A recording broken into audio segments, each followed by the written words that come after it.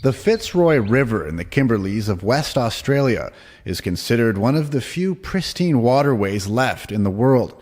Plans are now in the works to extract large volumes of its water to expand the cattle and agriculture industries and turn the region into the next food bowl. We're very concerned that really what they're after is not so much what they can grow, but we believe that the new gold is water and that people are coming for the water. Professor and Dr. Poelina is the chair of the Martuwarra Fitzroy River Council. Their aim is to fight for the rights of the river by bringing traditional Indigenous owners together. If somebody is going to come in and do development in the region, they must come in and engage on good faith. Traditional owners must have free, prior and informed consent. We need to put these projects up and look at how are the actions of developers going to impact not just on the river and traditional owners, but on all of the life that's connected to the Fitzroy River. In recent times, we've seen really, scarcity in water impacting on the freshwater sawfish, and those sawfish are a bioindicator for the well-being of the river. So if we're already seeing these changes, we need to proceed with caution.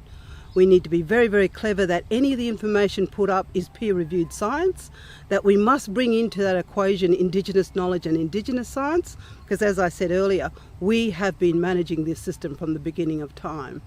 The West Australian state government is looking to complete a Fitzroy River water allocation plan.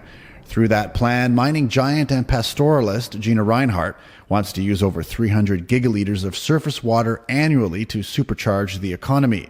She stands behind a report by Australia's National Science Research Agency, CSIRO, that says extracting 1,000 gigalitres of water annually from the Fitzroy is sustainable.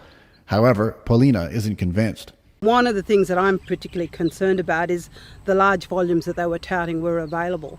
I think one of the things in terms of that report is that I've had independent scientists look at that, and they're a little bit concerned that we didn't get specificity in that, which means that when we did sampling along the river, because the river is folded and fractured because of the geological uplift, what we're seeing is that when the CSIRO came, there were random samples taken from all along the river system, and what we're talking about is what scientists call triangulation.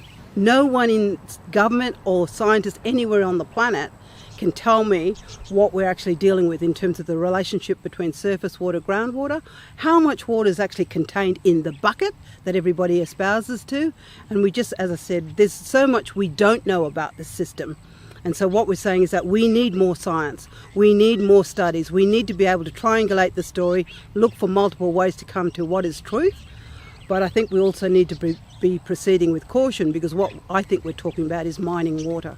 Traditional owners are also worried the Fitzroy could meet the same fate as the Murray-Darling Basin that saw mass fish deaths and a devastating drought. To avoid such disasters, Poelina says there needs to be a statutory framework for development that brings everyone to the table. We can learn from the Murray-Darling system because it's fully allocated. We see that that river is dead, that traditional owners are crying in sorrow and grief because the thing that provided the cultural authority is no longer there flowing.